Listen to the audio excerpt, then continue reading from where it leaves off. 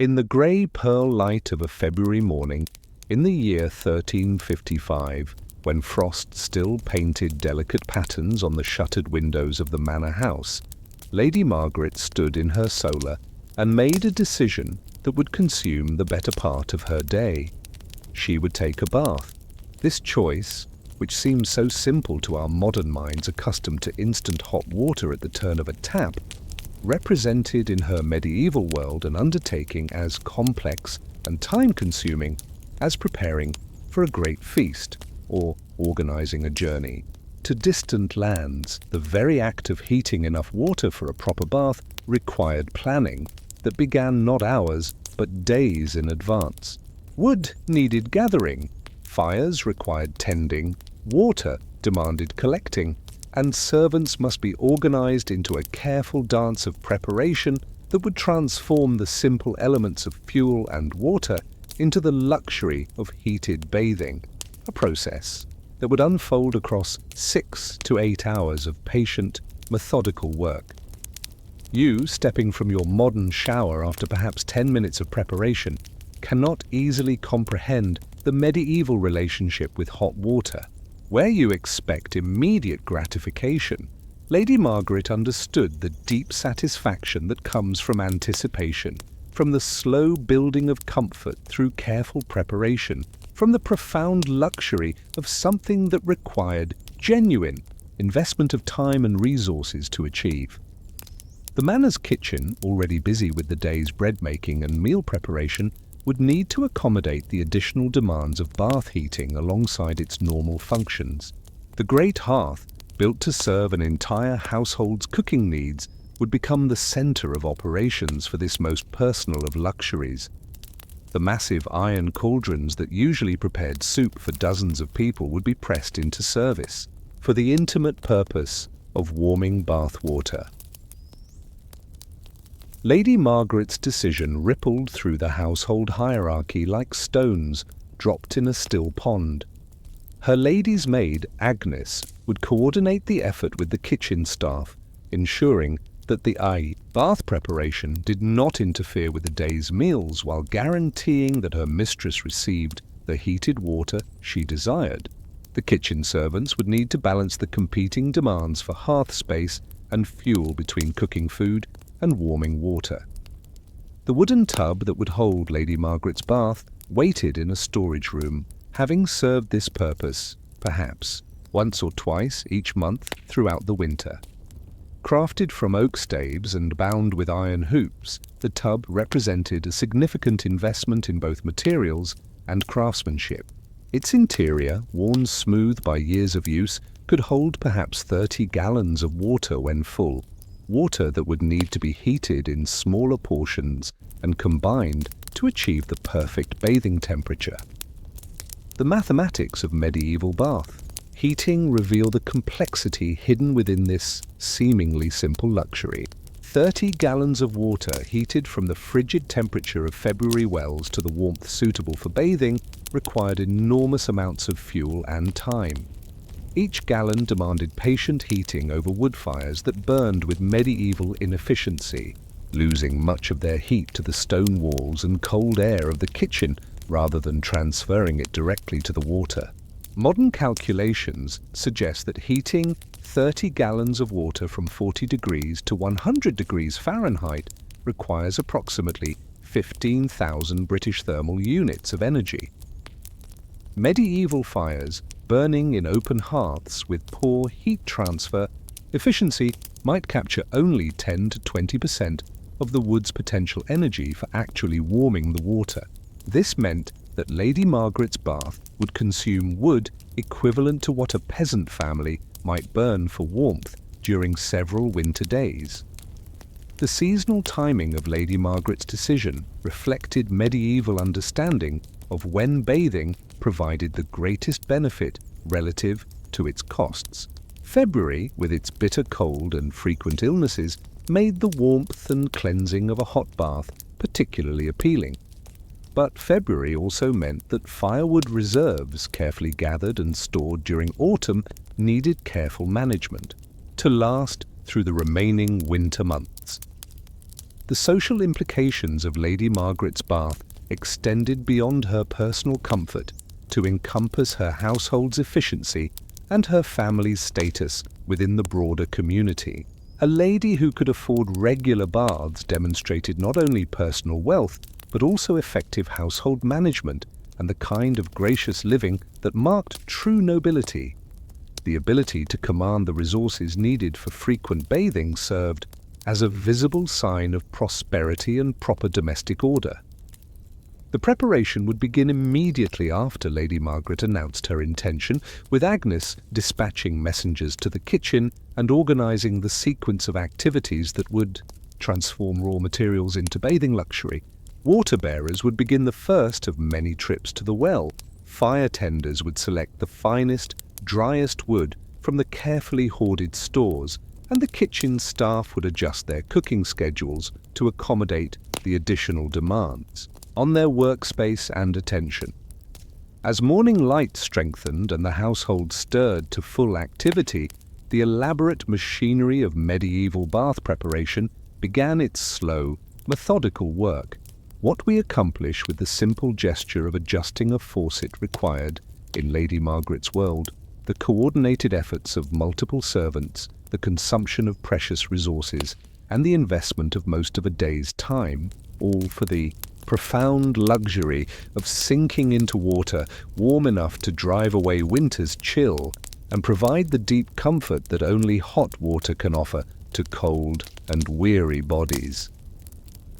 The first flames of preparation flickered to life in the kitchen hearth, beginning a process that would unfold across the hours like a slow dance between human intention and natural elements, between the desire for comfort and the patient work required to achieve it, in a world where luxury meant not convenience, but the successful completion of complex undertakings that transformed simple materials into extraordinary experiences through the application of time, skill, and careful attention to the ancient arts of fire and water. In the pale morning light that filtered through the bare branches of February trees, young Willem emerged from the manor's wood stores with arms full of carefully selected logs, each piece representing hours of autumn labor and months of patient seasoning. The wood he carried, oak for long burning, ash for quick heat, and birch for easy kindling, had been cut during the previous fall, when trees offered their timber most readily, and the cutting could be done during the mild weather that made outdoor work bearable. The selection of proper fuel for heating bath water required knowledge that went far beyond simply choosing any available wood. Willem had learned from the head cook, Master Henrik, which types of wood burned hottest and longest, which pieces had seasoned properly during their months of storage, and how to identify timber that would provide steady heat without excessive smoke or dangerous sparking that could threaten the kitchen's safety. Your modern relationship with energy, flipping switches and adjusting thermostats, provides no context for understanding the intimate knowledge that medieval people possessed about fuel and fire. Every piece of wood in Willem's arms represented specific properties and potential: the dense oak that would burn slowly and steadily for hours, the lighter ash that would catch quickly and provide immediate heat, and the birch bark that would ignite with the slightest spark to start the entire fire burning.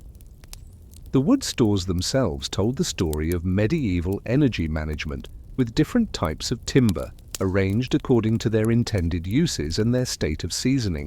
The oldest, driest wood occupied the most accessible positions, ready for immediate use when fires needed quick starting or maximum heat. Newer timber waited in careful stacks, protected from rain, but exposed to air circulation that would complete the drying process that transformed green wood into efficient fuel. The quantity of wood required for heating Lady Margaret's bath water would have shocked a modern observer accustomed to the efficiency of gas water heaters or electric elements.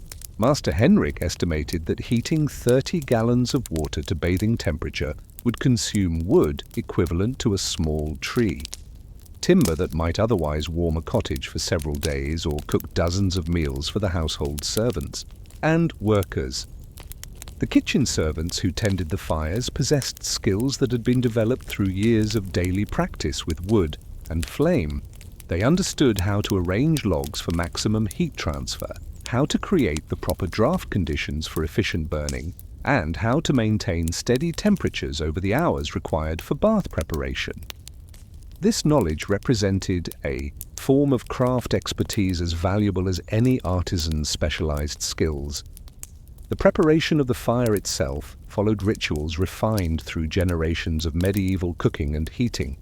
The great hearth needed clearing of previous ashes, though some glowing coals from the morning's cooking fires would provide the foundation for the new blaze.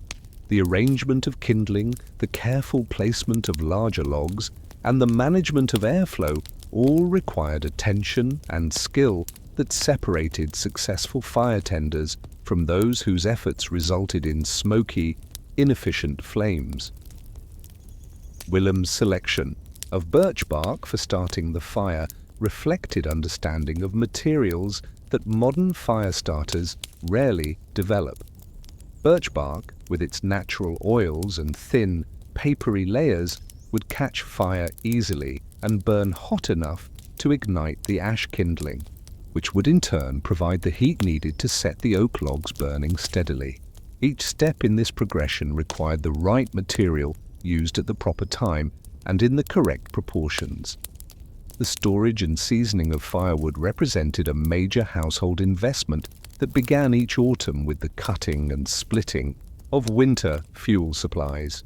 Trees needed to be felled during the dormant season when their sap ran slowly and their wood would season properly. The timber then required splitting, stacking, and storing in ways that promoted drying while protecting the wood from excessive moisture that would make it difficult to burn. The economic value of firewood in medieval households rivaled that of food or clothing in its importance to family welfare and comfort. Wood supplies needed careful management throughout the winter months to ensure that fuel remained available for essential cooking and heating, while occasionally allowing for luxuries, like heated baths. Running short of firewood during February could mean cold homes and cold food, until spring allowed new cutting. The labour involved in providing wood for Lady Margaret's bath extended far beyond Willem's morning selection and carrying. The timber had been cut by foresters during autumn days when the weather allowed outdoor work.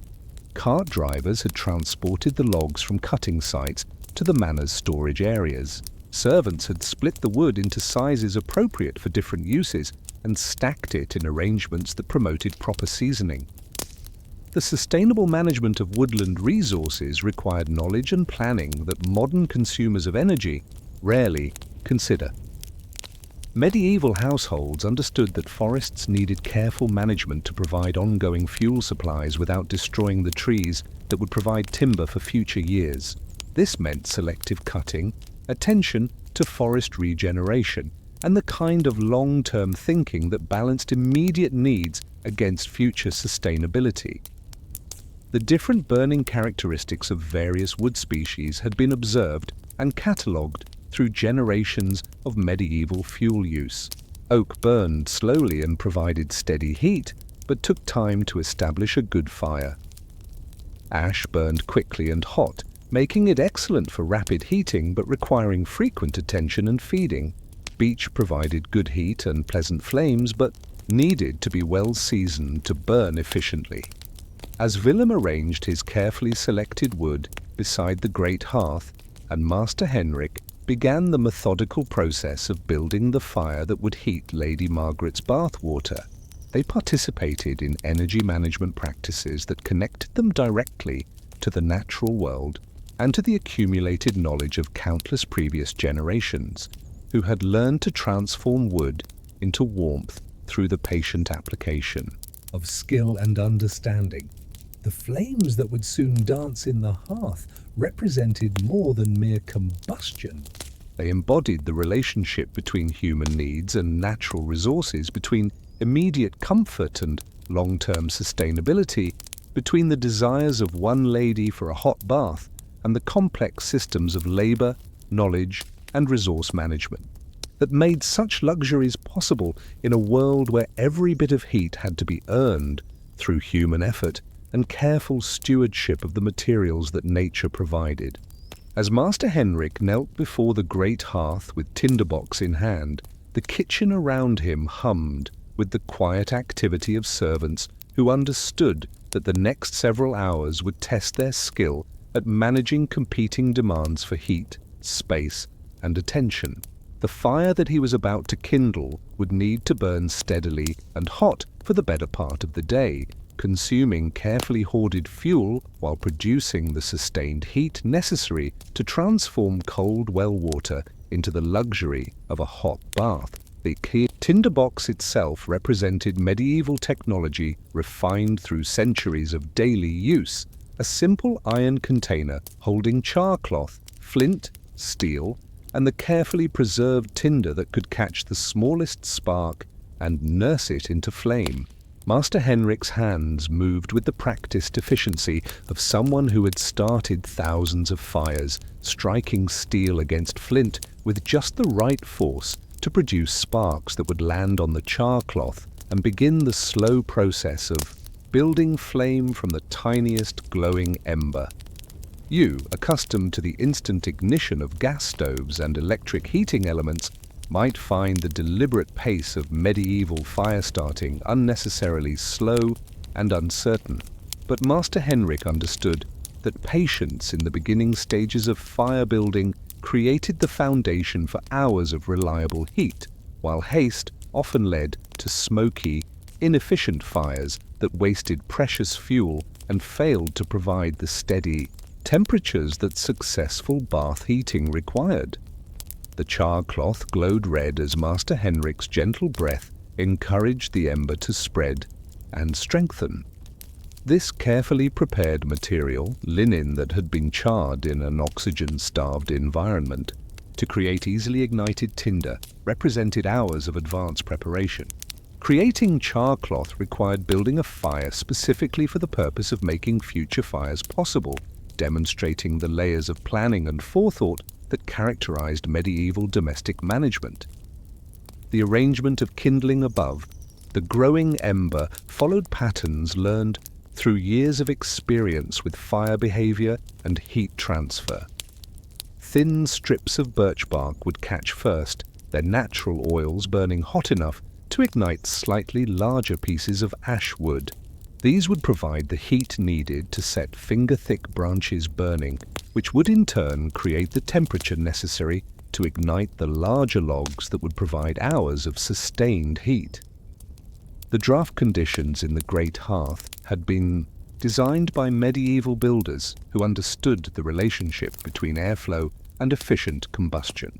The chimney's drawer pulled smoke upward while drawing fresh air into the fire chamber, but this natural ventilation system required careful management. Too much draft and the fire burned too quickly, consuming fuel without transferring adequate heat to the water. Too little airflow and the fire smoldered inefficiently, producing smoke and creosote instead of clean, hot flames. The placement of the large iron cauldrons over the growing fire required strength and careful coordination among the kitchen staff. These vessels, capable of holding 5 to 10 gallons of water each, represented significant investments in both materials and craftsmanship.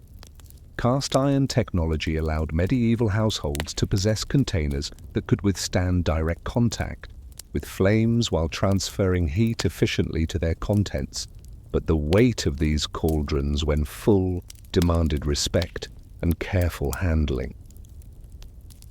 The first water to go into the cauldrons came from the Manor's well, drawn fresh that morning and carried to the kitchen in wooden buckets that had made this journey countless times before.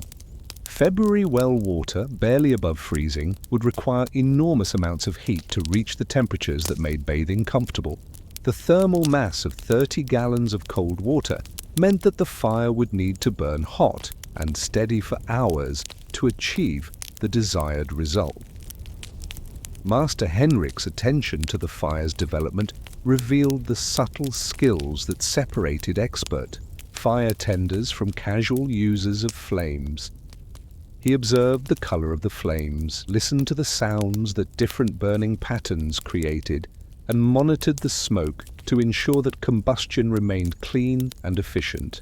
His adjustments to log placement and airflow demonstrated knowledge that had been acquired through years of daily practice with wood and fire. The kitchen's other activities needed to continue alongside the bath preparation, requiring careful coordination of hearth space and fuel consumption. Bread still needed baking, meals required cooking, and the normal warming needs of the household demanded their share of wood and flame. The addition of bath heating to this schedule meant that every aspect of kitchen management needed adjustment and careful planning.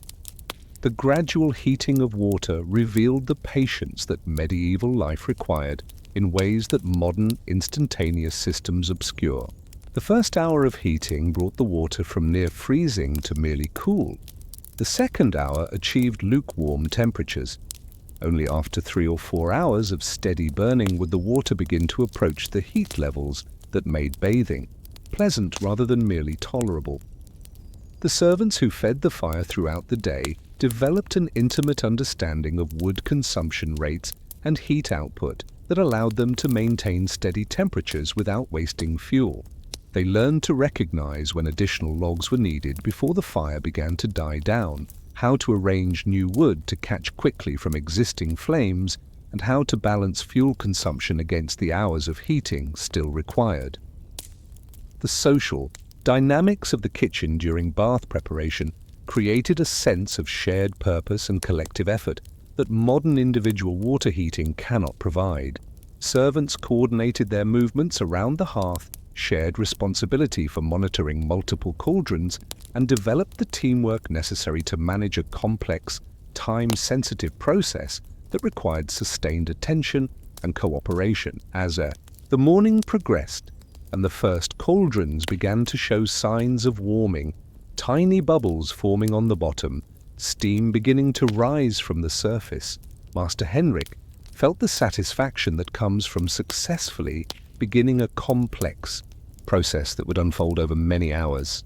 The flames he had so carefully kindled would continue their patient work, transforming cold water into hot through the ancient alchemy of fire and time, fuel and skill, patience and persistence that made medieval luxury possible through the investment of human knowledge and natural resources in the service of comfort and cleanliness. The fire burned steadily now, its flames dancing with the confidence of properly established combustion, beginning the long day's work of heating water for Lady Margaret's bath, while demonstrating once again the profound difference between modern convenience and medieval accomplishment earned through time, skill, and the patient application of ancient wisdom about the management of fire and water. In the corner of the kitchen, where shadows danced with the growing firelight, sat the manor's prized possession for bath preparation, a copper vessel of remarkable beauty and considerable value, its burnished surface reflecting the flames like a mirror made of warm, living metal. This cauldron, inherited from Lady Margaret's grandmother and crafted by skilled metalworkers generations ago, would hold the honor of containing the final, perfect water for her ladyship's bath, but first it must endure hours of patient heating that would test both its craftsmanship and the servant's skill. The copper vessel represented wealth that modern households rarely invest in single-purpose items. Copper, imported from distant mines and shaped by master craftsmen, cost more than most peasant families earned in an entire year. Yet its superior heat conduction properties made it invaluable for the precise temperature control that luxury bathing required. Where iron cauldrons might heat unevenly and scorch their contents, copper transferred heat gently and uniformly, creating water heated to perfection rather than merely hot. Agnes, Lady Margaret's personal maid, supervised the copper vessel's preparation with the attention that precious objects demanded. The interior needed cleaning with salt and vinegar to remove any tarnish that might affect the water's purity. The exterior required polishing to ensure maximum heat transfer from the flames. Even the positioning of the vessel over the fire demanded careful consideration to achieve optimal heating while protecting the valuable metal from damage or distortion. You, accustomed to appliances designed for daily abuse and easy replacement, cannot readily appreciate the reverence that medieval households showed toward tools and vessels that represented major investments and family heirlooms. The copper cauldron served not just functional purposes but also symbolic ones. It demonstrated the family's prosperity, their appreciation for quality craftsmanship, and their commitment to maintaining proper standards of luxury and comfort. The heating of water in the copper vessel followed different rhythms than the iron cauldrons working alongside it. Copper's superior conductivity meant that it responded more quickly to changes in fire temperature, requiring more attention, but also allowing greater control over the final water temperature. Agnes and the kitchen staff checked its progress, more frequently understanding that copper's advantages came with the responsibility of closer monitoring. The gradual warming of water within the copper vessel created subtle changes that experienced servants learned to read like text. The first stage brought tiny bubbles that clung to the vessel's bottom, not yet true boiling, but evidence that heat was penetrating the water's mass. The sound changed as well, from the silence of cold water to the gentle whispers that preceded more vigorous heating. These signs told Agnes that the process was proceeding properly and that patience would eventually be rewarded. The wood selection for heating the copper vessel required particular attention to creating steady, even heat, rather than the rapid, intense flames that iron cauldrons could tolerate. Agnes instructed the fire tenders to use well-seasoned oak, split into uniform pieces that would burn with consistent output. The goal was sustained heat that would bring the water to perfect bathing temperature without the temperature swings that less careful fire management would create. The labor involved in maintaining optimal heating conditions around the copper vessel demonstrated the human intensity that medieval luxury required. Servants needed to monitor the fire constantly, adjusting log placement and airflow to maintain steady heat. They checked the water temperature regularly using techniques passed down through generations: the feel of steam against the hand, the sound of water moving within the vessel, the visual cues that indicated approaching readiness. The other vessels, heating simultaneously, created a complex orchestration of timing and temperature management that modern water heaters accomplish automatically, but medieval servants managed through skill and attention. Each cauldron heated at its own rate, depending on its size, material, and position relative to the fire. Coordinating their progress to ensure that all water reached optimal temperature at approximately the same time required careful observation and adjustment throughout the day. The economic calculation underlying the copper vessel's use revealed the medieval understanding of value and investment. While the vessel itself represented enormous initial cost, its durability and superior performance made it economical over years of use. A well-maintained copper cauldron might serve a household for generations, providing better results while lasting far longer than cheaper alternatives that needed frequent replacement. The pride that Agnes took in overseeing the copper vessel's heating reflected the social significance of luxury items in medieval households. Her competence with this valuable equipment enhanced her status within the household hierarchy and demonstrated her worthiness to serve a lady of quality. The successful preparation of Lady Margaret's bath using the finest available tools reflected well on everyone involved in the process. The technical challenges of heating water in copper required understanding of metal properties that modern users of appliances rarely develop. Copper conducted heat so efficiently that it could become dangerously hot if left over intense flames. It could also develop hot spots that might damage the vessel if heating was not carefully managed. These characteristics demanded respect and skill from those who worked with copper vessels. The gradual approach to optimal water temperature created anticipation and satisfaction that modern instant heating cannot provide. As hours passed and the copper vessel's contents grew steadily warmer, Agnes felt the building excitement that comes from successfully managing a complex process toward its desired conclusion. The water that had begun the day as cold as February wells was slowly being transformed into liquid luxury through patient application of fire and skill.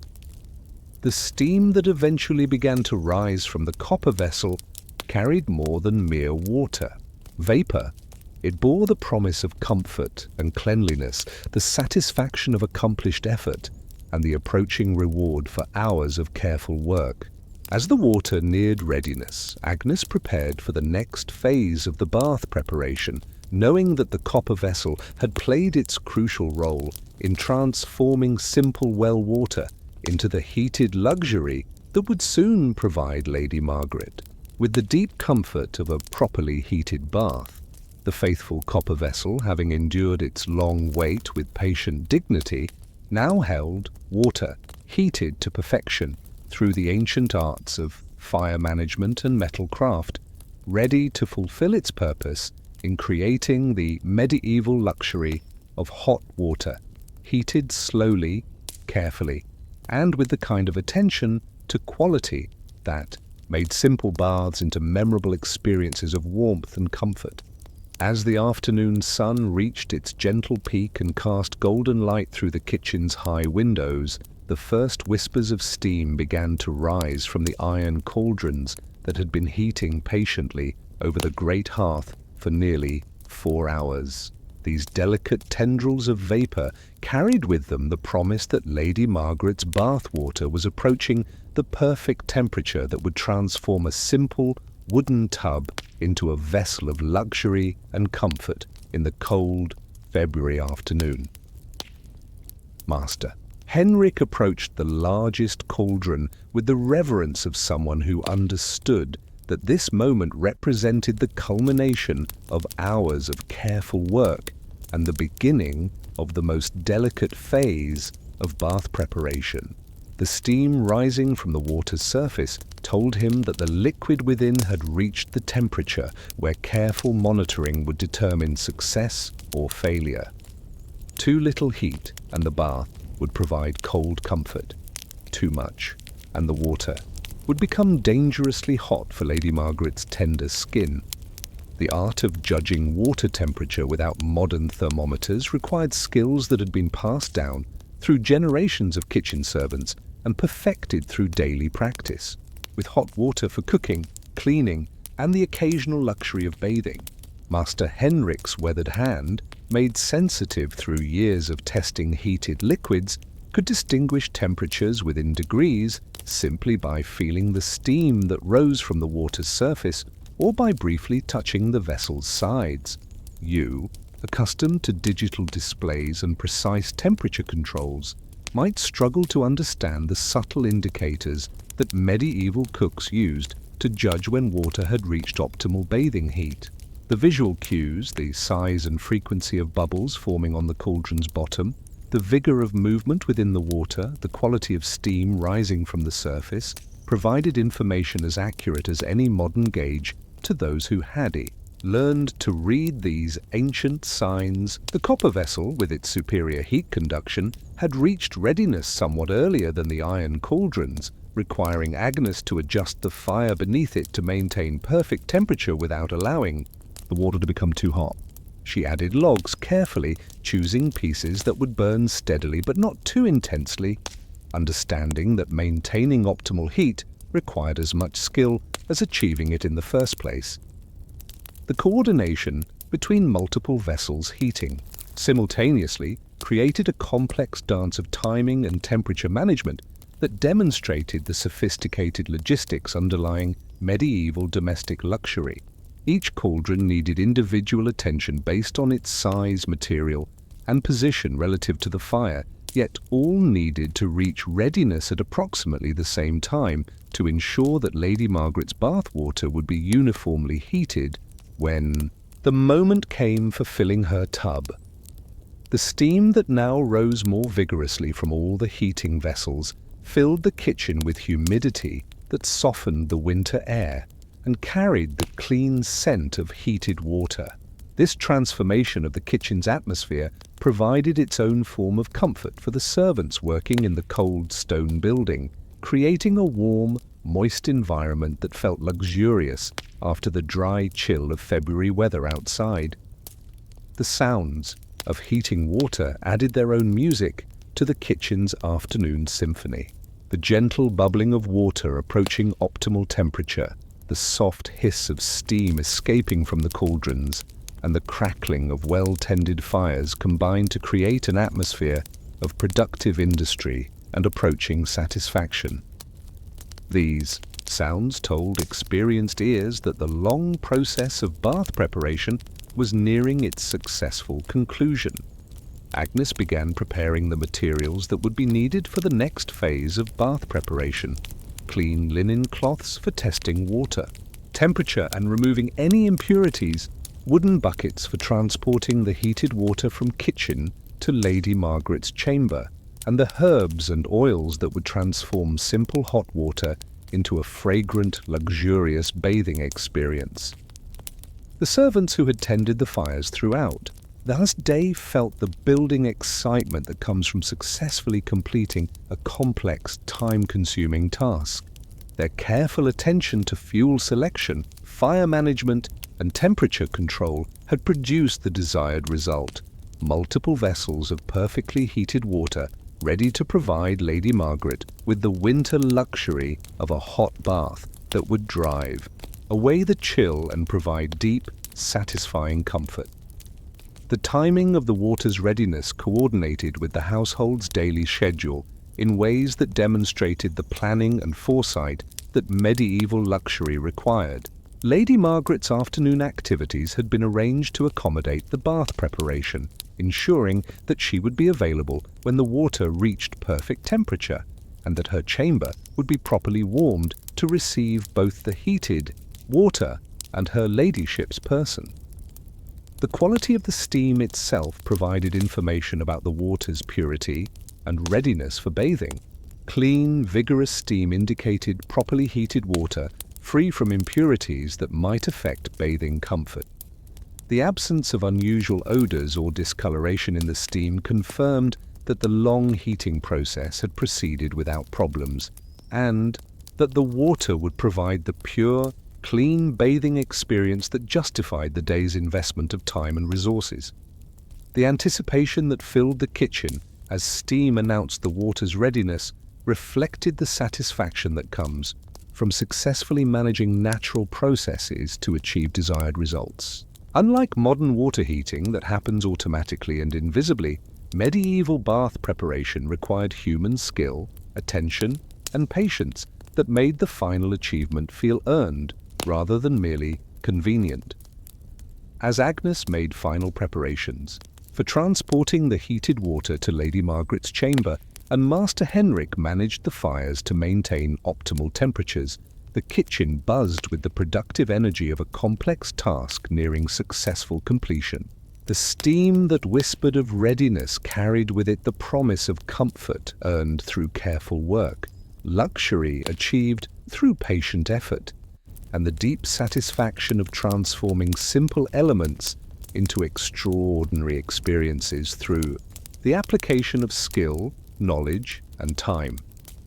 The long wait was nearly over. The patient flames had done their work, and the heated water stood ready to provide Lady Margaret with the profound comfort of a hot bath that would make the investment of an entire day's effort worthwhile through the simple but extraordinary pleasure of warm water against cold skin on a February afternoon in the year 1355.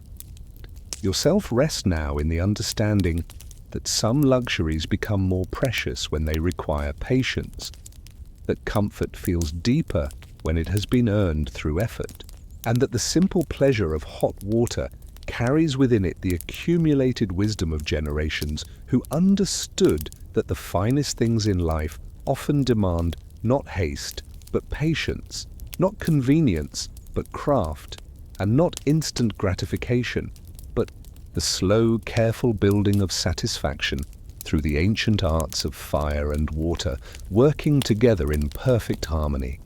In the hushed anticipation that filled Lady Margaret's solar, where afternoon light streamed through tall windows and painted patterns of gold and shadow across the floor rushes, Agnes directed the careful procession of servants who carried wooden buckets filled with perfectly heated water from the kitchen's steaming cauldrons to the oak tub that waited like an empty promise of comfort and luxury in the center of the chamber. The transportation of hot water from kitchen to bathing chamber represented its own complex choreography of timing, safety, and temperature preservation. Each bucket, carved from seasoned oak and bound with iron hoops, could carry perhaps 3 gallons of heated water, but the weight of hot water, nearly 25 pounds per bucket, required strong arms and careful balance to navigate the manor's stone corridors without spillage or injury. Agnes led the procession herself, carrying a smaller vessel of water heated in the precious copper cauldron, understanding that this finest water should fill the tub first and receive the careful temperature testing that would ensure Lady Margaret's bathing comfort. Behind her followed 3 kitchen servants, each bearing their heavy burden with the measured pace that prevented sloshing while maintaining the precious heat that had required hours of patient work to achieve. The ritual of pouring began with Agnes's ceremonial first edition of copper-heated water poured with practiced grace that created no splash or disturbance in the empty tub. The water struck the oak bottom with a sound like distant rain, then spread in gentle ripples that caught the afternoon light and reflected it back in dancing patterns that spoke of liquid warmth and approaching comfort. You, accustomed to filling bathtubs through simple manipulation of modern taps, cannot easily appreciate the care and ceremony that medieval water pouring required. Each addition needed to be made at the correct angle and speed to prevent splashing that would waste precious heated water, while the temperature of each successive bucket required monitoring to ensure uniform bathing heat throughout the tub's contents. The testing of water temperature as the tub filled demonstrated the sophisticated understanding of bathing comfort that medieval households possessed, despite their lack of modern thermometers. Agnes used her elbow, more sensitive than hands hardened by daily work, to judge whether the water would provide pleasant warmth without dangerous heat. Her years of experience preparing baths had taught her to distinguish between temperatures that would soothe and those that might scald. The layering of water from different vessels created subtle temperature variations that Agnes managed through careful mixing and monitoring. The iron cauldrons had heated their contents to slightly different temperatures due to their varying sizes and positions relative to the fire. The copper vessel's water, heated with more precise control, provided the perfect bathing temperature that could be used to adjust the overall heat of the bath. The addition of herbs and oils transformed the simple hot water into something approaching medieval luxury. Agnes sprinkled dried lavender into the warming bath, releasing fragrances that would both soothe Lady Margaret's spirits and provide beneficial properties for her skin. A small amount of rose oil, precious beyond measure, created an almost supernatural luxury that elevated bathing from mere cleanliness to sensual pleasure. The wooden tub itself, crafted from oak staves and seasoned through years of use, contributed its own subtle properties to the bathing experience. The wood's natural oils released by contact with hot water softened the harsh quality that new wooden vessels sometimes possessed. The tub's interior, worn smooth by repeated use, felt pleasant against skin in ways that metal or stone vessels could never match. The careful monitoring of water level required understanding of displacement and capacity that prevented overfilling, while ensuring adequate depth for comfortable bathing. Agnes knew exactly how much water the tub could hold, while allowing for the displacement that Lady Margaret's body would create when she entered the bath.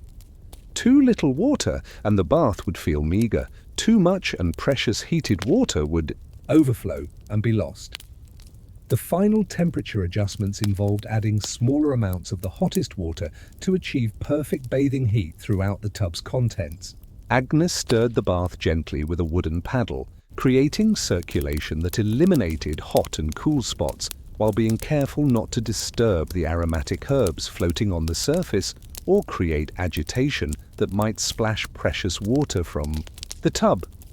The timing of the bath's completion coordinated with Lady Margaret's preparations for bathing in ways that demonstrated the sophisticated scheduling that medieval luxury required. As Agnes completed the water preparation, Lady Margaret's personal servants helped her remove the heavy woolen garments and linen underclothing that provided winter warmth, but would be unnecessary in the heated chamber, warmed by braziers and the steam rising from her bath. The chamber itself had been prepared with the same attention to comfort that characterized the water heating. Additional braziers provided warmth that would prevent the chill that might otherwise accompany wet skin in February weather. Clean linen cloths waited nearby for drying, while soap made from olive oil and ash provided cleansing properties that complemented the hot water's comfort. The moment of readiness arrived with Agnes's final test of the bath water, her satisfied nod confirming that hours of careful work had achieved the desired result. The water temperature felt perfect against her skin, hot enough to provide deep, warming comfort, but gentle enough to allow prolonged soaking without discomfort. The aromatic oils and herbs had released their fragrances into the steam that rose invitingly from the tub's surface. The invitation for Lady Margaret to enter her bath represented the culmination of the entire day's effort, transforming hours of planning, fuel gathering, fire tending, and water heating into the simple but profound luxury of stepping into perfectly heated water on a cold winter afternoon. The ritual of pouring and testing had achieved its purpose, creating conditions that would provide deep satisfaction and comfort through the ancient human pleasure of hot water against cold skin. As Lady Margaret approached her waiting bath, the steam rising from its surface carried with it the evidence of successful collaboration between human skill and natural elements, between medieval technology and patient craftsmanship, between the desire for comfort and the knowledge required to achieve it through the careful application of time, attention, and the accumulated wisdom of generations who understood that true luxury emerges not from convenience, but from the successful completion of complex undertakings that transform simple materials into extraordinary experiences. As Lady Margaret lowered herself into the welcoming embrace of her perfectly heated bath, the water rose to meet her skin with a warmth that seemed to penetrate not just her flesh, but her very bones, driving away the accumulated chill of a February that had tested even the best heated chambers with its relentless cold. The sensation of hot water enveloping her body created an immediate transformation from winter's harsh reality to a cocoon of liquid comfort that justified every hour of preparation and every piece of precious fuel consumed in its creation. Speak contrast between the cold air of her chamber and the heated water of her bath created a sensory experience that would be difficult for modern people to fully appreciate. You, who adjust thermostats with casual gestures and expect immediate comfort, cannot easily comprehend the profound relief that Lady Margaret felt as heat soaked through skin that had been perpetually chilled despite woolen garments, fur-lined cloaks, and the best heating that medieval technology could provide. The water's warmth spread through her body in waves, relaxing muscles that had been unconsciously tensed against winter's bite for months. Her shoulders, held rigid by the weight of heavy clothing and the constant effort of staying warm, gradually released their burden as the heat penetrated deeply. Her hands, often stiff and cold, despite thick gloves and frequent warming by fires, opened like flowers as circulation returned and flexibility was restored. The aromatic herbs that Agnes had added to the bath released their essences more fully as they interacted with both hot water and Lady Margaret's skin. Lavender provided not just fragrance but genuine therapeutic benefit, soothing tensions and promoting the deep relaxation that only hot water could provide during medieval winters. The rose oil created an almost mystical luxury, transforming utilitarian bathing into an experience worthy of the considerable resources invested in its creation.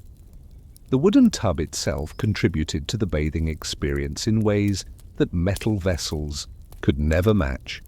The oak staves, warmed by the hot water, retained heat longer than stone or iron, while feeling pleasant against Lady Margaret's skin. The natural properties of well-seasoned wood created a bathing environment that felt organic and comfortable rather than harsh or artificial. The steam that rose from Lady Margaret's bath filled her chamber with humidity that softened the dry winter air and created a microclimate of warmth and comfort within the larger cold of the February manor. This transformation of her personal environment provided benefits beyond the immediate pleasure of hot water, creating conditions that soothed respiratory passages dried by winter heating and skin made rough by constant exposure to cold, dry air. The luxury of extended soaking would have been incomprehensible to most medieval people who rarely experienced water hot enough for prolonged bathing and who could not afford the fuel required to heat such quantities of liquid for purely personal comfort. Lady Margaret's ability to remain in her bath for perhaps an hour represented wealth and privilege of the highest order, demonstrating resources that most people could only imagine. The gradual cooling of the bathwater created its own rhythm of comfort and awareness as Lady Margaret balanced the pleasure of continued soaking against the inevitable loss of heat that made even the best heated water return eventually to the temperature of winter air. This natural limit to bathing time added poignancy to the experience, making each moment of warmth more precious because of its temporary nature. The cleansing properties of hot water worked more effectively than the cold washing that characterized most medieval hygiene, allowing soap to dissolve oils and dirt that cooler water could not address adequately. The combination of heat, soap, and the mechanical action of washing created cleanliness that was both more thorough and more pleasant than the quick, cold ablutions that marked routine medieval bathing. The social implications of Lady Margaret's hot bath extended far beyond personal comfort to encompass her status within the broader community and her role as a model of proper aristocratic behavior. Her ability to command the resources necessary for regular hot baths demonstrated not only personal wealth, but also effective household management and the kind of gracious living that marked true nobility. The sensory memory of hot water against winter-chilled skin would remain with Lady Margaret for days or weeks, providing psychological comfort that supplemented the immediate physical pleasure. In a world where such luxuries were rare and expensive, the memory of perfect bathing water became a treasure to be recalled during times when simpler washing had to suffice. The comparison between Lady Margaret's heated bath and the cold washing that characterized most medieval hygiene reveals the vast social distances that separated different levels of medieval society. While she soaked in perfectly heated water, scented with expensive oils, most people made do with cold water from wells or streams, washing quickly and without the leisure that hot water made possible. The technology that made Lady Margaret's bath possible, the iron and copper vessels, the sophisticated understanding of fire management, the coordination of multiple servants working toward a common goal, represented the culmination of centuries of medieval innovation and the concentration of considerable wealth in service of personal comfort. The philosophical reflection that hot water encouraged allowed Lady Margaret to experience a form of meditation and self-awareness that the constant activity and discomfort of medieval life rarely permitted. The enforced stillness of bathing, combined with the deep relaxation that heat provided, created space for the kind of contemplation that busy daily life normally precluded. As Lady Margaret's bath gradually cooled, and the time approached when she would need to emerge from her liquid sanctuary back into the cold reality of February weather, she treasured the final moments of perfect warmth, while Agnes prepared heated linen cloths that would ease the transition from water to air, from liquid comfort to the layered clothing that medieval winter required.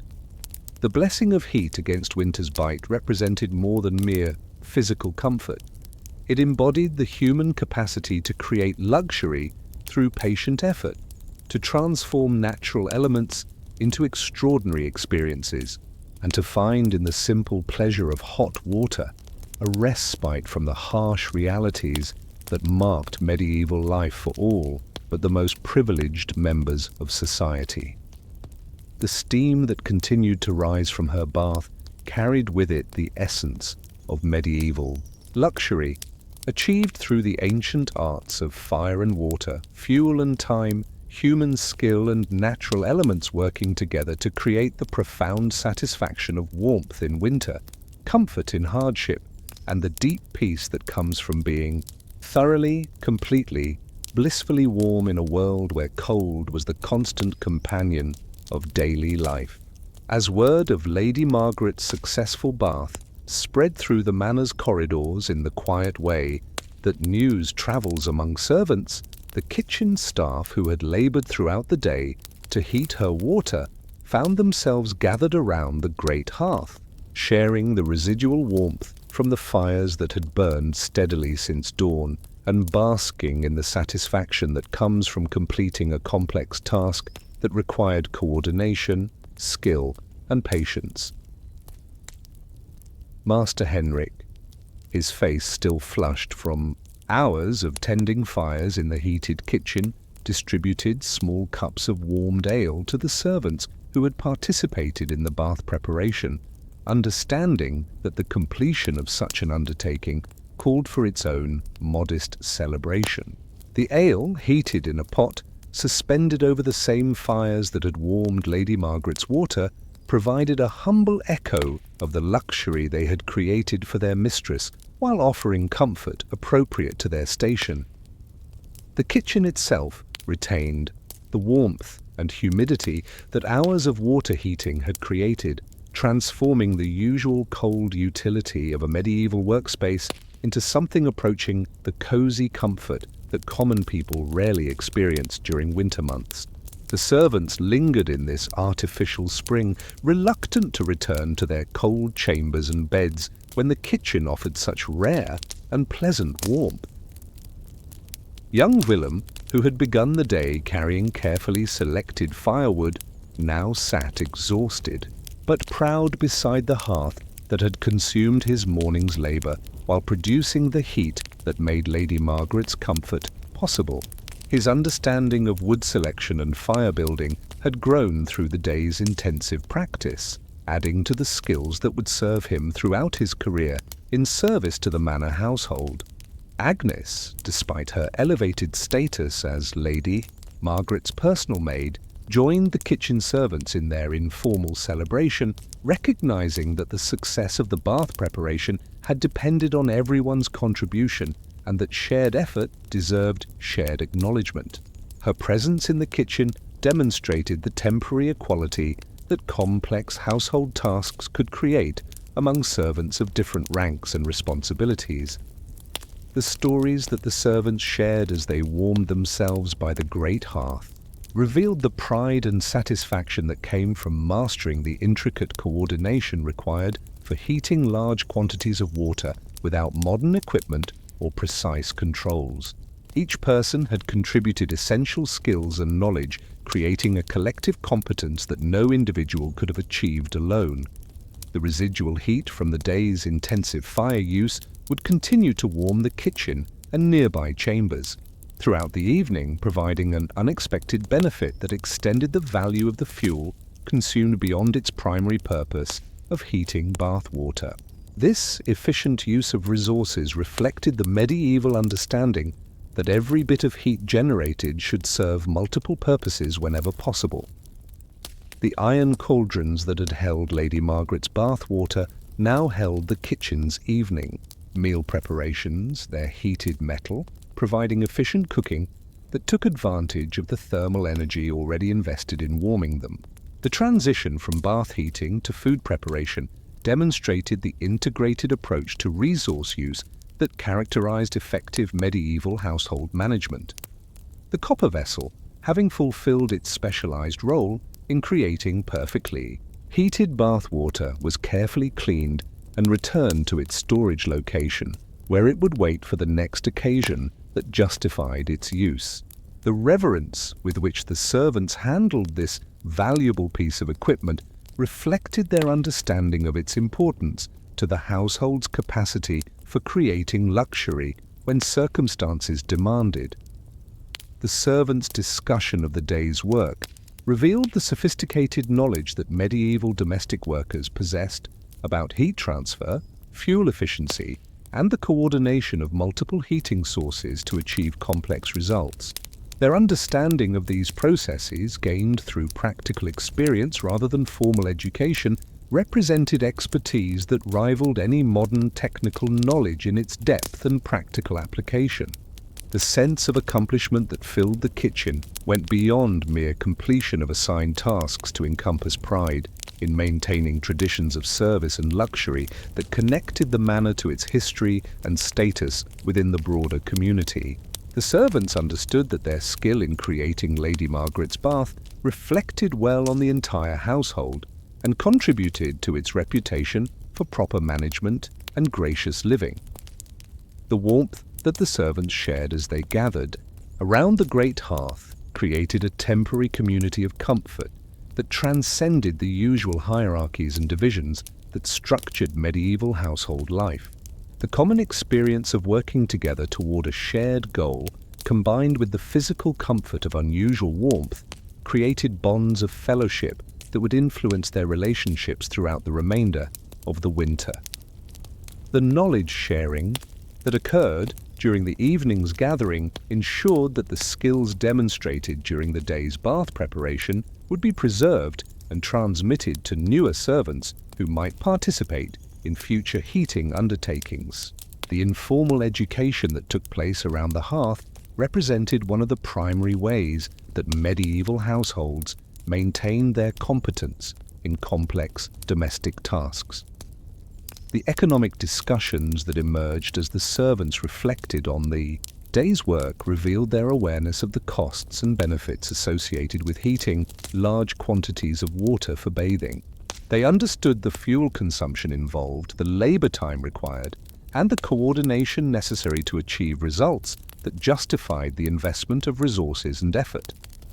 The comparison between Lady Margaret's heated bath and the cold washing that marked their own hygiene practices created no resentment among the servants, who understood that their labor in service of her comfort was part of the social contract that provided them with security, shelter, and sustenance in exchange for their skills and dedication to household welfare. As the evening progressed and the servants gradually dispersed to their own quarters, they carried with them the warmth of shared accomplishment and the knowledge that their collective effort had successfully transformed raw materials into luxury through the patient application of skill, coordination, and the accumulated wisdom of generations who had learned to create comfort from the simple elements of fire and water. The community of shared warmth that had formed around the great hearth represented more than temporary fellowship. It embodied the medieval understanding that complex achievements required collective effort, and that individual satisfaction was enhanced rather than diminished when earned through contribution to successful group endeavors that served purposes larger than personal comfort or advancement. The kitchen's lingering warmth would fade with the night, but the satisfaction of successful collaboration and the knowledge gained through intensive practice would remain with the servants who had participated in creating Lady Margaret's bath, adding to their competence and confidence while strengthening the bonds that held the household community together through the challenges and rewards of medieval domestic life. As the February sun began its early descent toward the horizon and painted the manor's stone walls with the warm golden light that marked winter evenings, Lady Margaret emerged from her bath with skin glowing from heat and cleanliness, wrapped in heated linen cloths that Agnes had warmed before the braziers to ease the transition from water's embrace to winter air. The transformation from cold, winter-weary lady to refreshed and renewed woman represented the culmination of the day's elaborate preparation and the justification for every hour of labor invested in creating this medieval luxury. The process of drying and dressing after a hot bath required its own careful attention to comfort and warmth, as the contrast between heated skin and cold air could negate much of the bath's beneficial effects if not managed skillfully. Agnes had prepared multiple layers of warmed clothing, understanding that the gradual transition from naked warmth to fully dressed protection needed to preserve the deep heating that Lady Margaret had achieved through her extended soaking. The steam chamber itself had been maintained at optimal temperature throughout the bathing period through careful management of the braziers that supplemented the bath's warmth with additional heat sources. The combination of steam from the hot water and radiant heat from charcoal braziers created a microclimate that extended the bath's comfort beyond the confines of the wooden tub itself.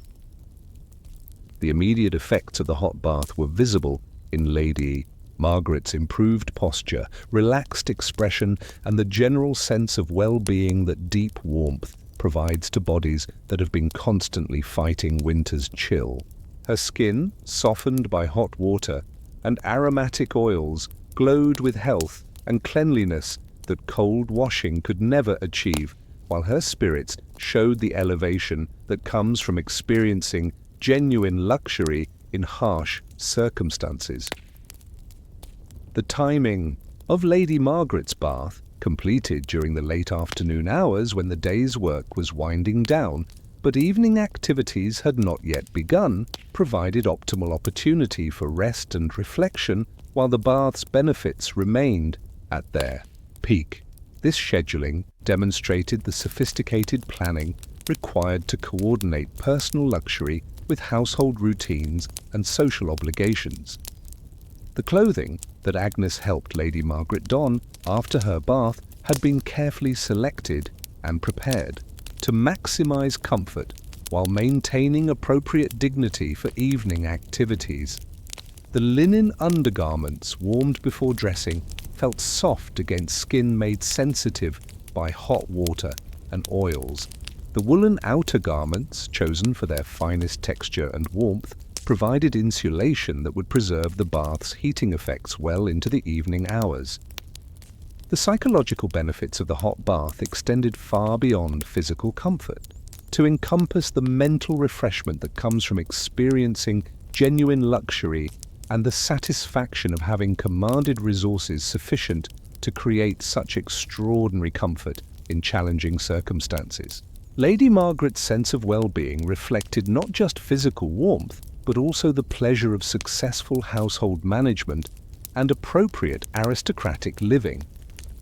The evening activities that followed Lady Margaret's bath took on enhanced pleasure because of her refreshed condition and improved comfort.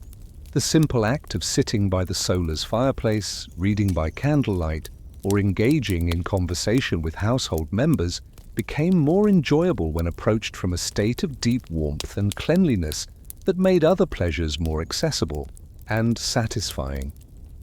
The gradual cooling of Lady Margaret's skin as evening progressed created its own rhythm of comfort and awareness, allowing her to appreciate the bath's lingering effects while understanding the temporary nature of such luxury. This awareness of impermanence added poignancy to the experience, making each hour of residual warmth more precious because of its limited duration.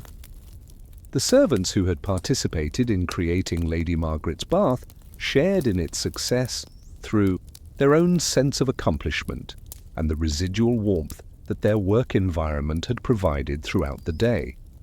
The kitchen staff enjoyed an evening of unusual comfort in their warmed workspace, while Agnes took pride in her mistress's obvious satisfaction and improved spirits. The fuel consumption that had made Lady Margaret's bath possible would affect the household's heating choices for several days, as the wood burned for water heating was no longer available for cooking fires and chamber warming.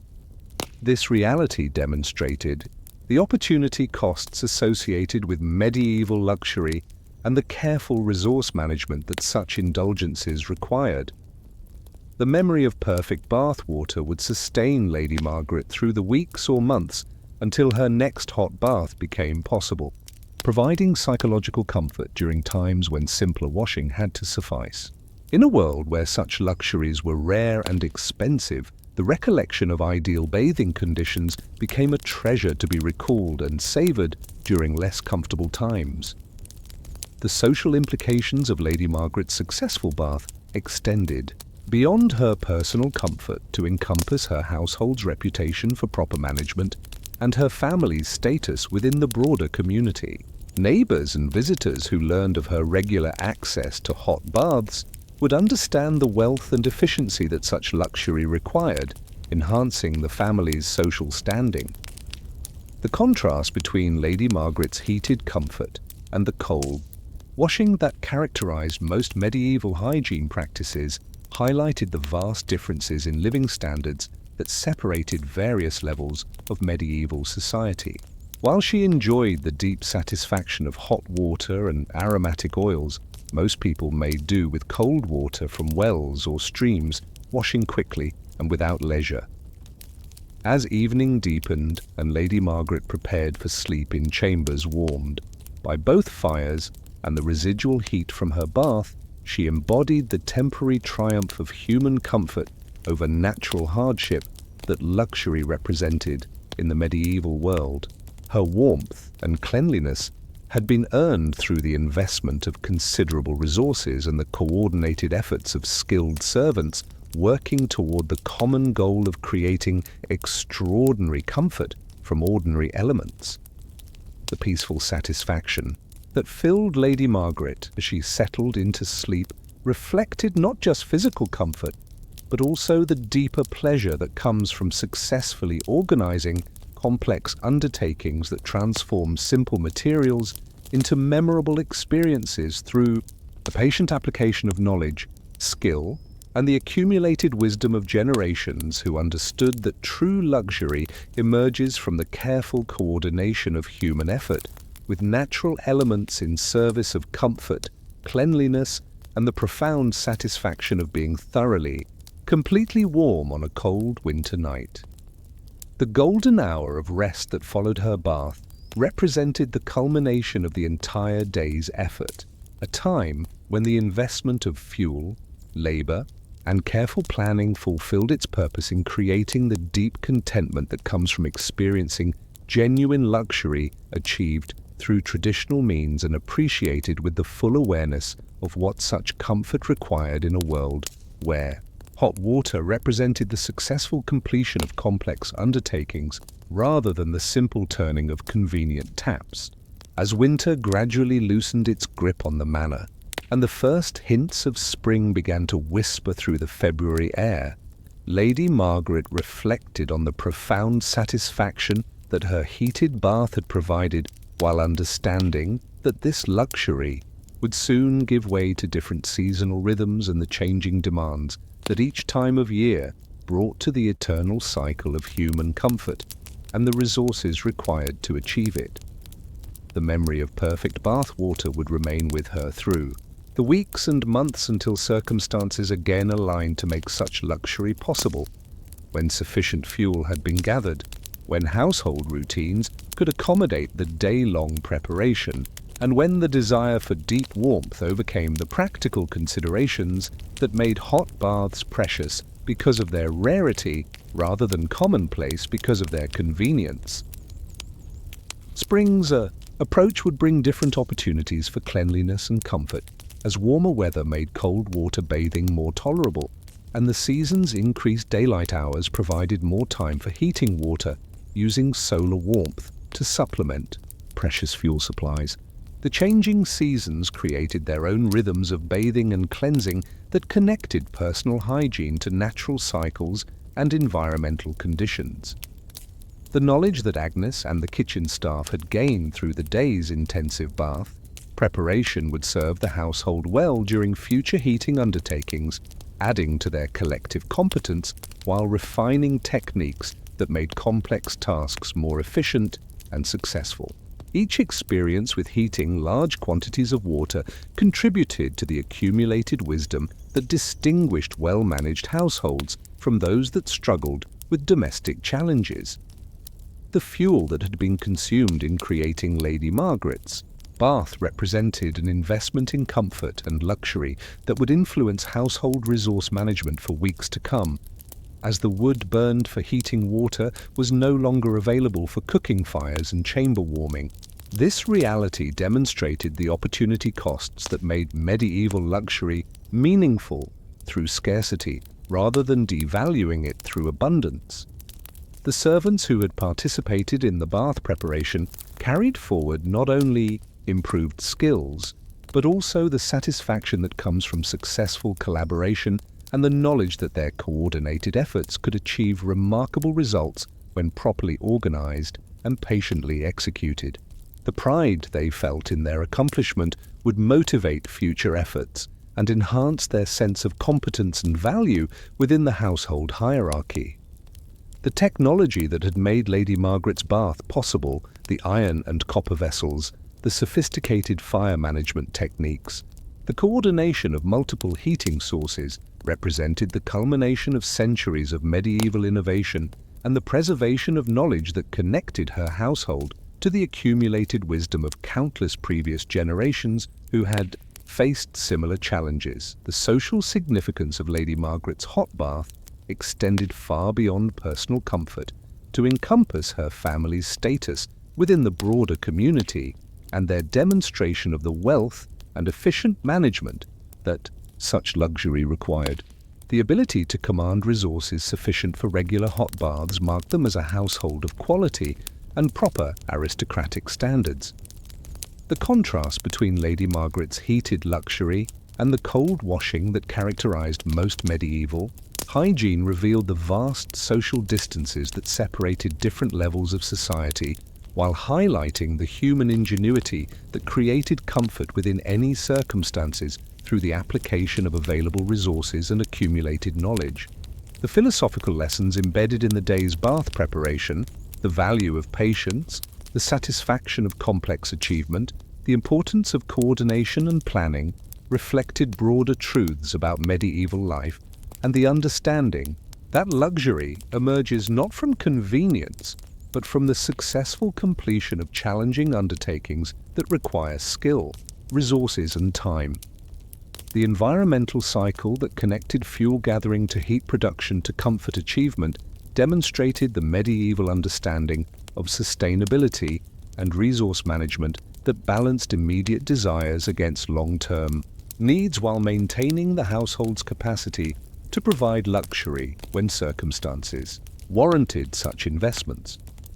The educational value of the bath preparation for younger servants and household members ensured that the knowledge required for heating large quantities of water would be preserved and transmitted to future generations, who would face similar challenges and opportunities for creating comfort through the patient application of traditional techniques. The seasonal awareness that governed bathing frequency and methods connected personal hygiene to natural rhythms, and environmental conditions, creating patterns of cleanliness that worked with, rather than against, the constraints and opportunities that different times of year provided for heating water and achieving comfort. The economic calculations underlying bath preparation, the cost of fuel, the value of servant time, the benefits of luxury and comfort, reflected the sophisticated resource management that distinguished successful medieval households from those that struggled to balance competing demands on limited supplies and human labor. As the days lengthened and spring approached, Lady Margaret understood that the eternal cycle would continue, bringing new opportunities for comfort and cleanliness while presenting different challenges and requiring adapted techniques that honored both human needs and natural limitations. The wisdom gained through winter's heating challenges would inform summer's different approaches to bathing and hygiene. The memory of her perfect bath would sustain Lady Margaret through times when simpler washing had to suffice, providing psychological comfort during periods when hot water remained beyond practical reach, while serving as a reminder of what careful planning and resource investment could achieve when circumstances aligned properly. The servants who had created her bath would carry forward their enhanced skills and the satisfaction of successful achievement, applying their knowledge to future heating challenges while understanding that their competence represented valuable contributions to household welfare and the maintenance of aristocratic standards of comfort and luxury. In the gentle evening light that marked the conclusion of a day devoted to the ancient arts of heating water and creating comfort from simple elements, Lady Margaret embodied the eternal human capacity to transform natural materials into extraordinary experiences. Through the patient application of knowledge, skill, and the understanding that true luxury emerges not from convenience but from the successful coordination of human effort with natural forces in service of comfort, cleanliness, and the deep satisfaction that comes from being thoroughly warm in a world where warmth must be earned rather than simply expected. The eternal cycle would continue, carrying forward the accumulated wisdom of generations who understood that comfort requires effort, that luxury demands resources, and that the finest human experiences often emerge from the patient application of traditional knowledge to the eternal challenges of creating warmth, cleanliness, and satisfaction from the simple materials that nature provides to those who understand how to work with fire and water, time and patience, skill and dedication in the service of human flourishing. Rest now in the gentle understanding that the pleasures we take for granted were once extraordinary achievements that required patience, knowledge, and the kind of careful attention to natural processes that connected our ancestors more directly to the elements that sustain all life, creating through their patient efforts the luxury of hot water that reminds us still that some satisfactions become more precious when they require time, more meaningful when they demand effort, and more satisfying when they connect us to the eternal human quest for comfort achieved through the ancient partnership between human wisdom and natural abundance, working together in perfect harmony across the endless cycle of seasons and the timeless dance of fire and water that sustains both body and spirit in the gentle rhythm of a well-lived life.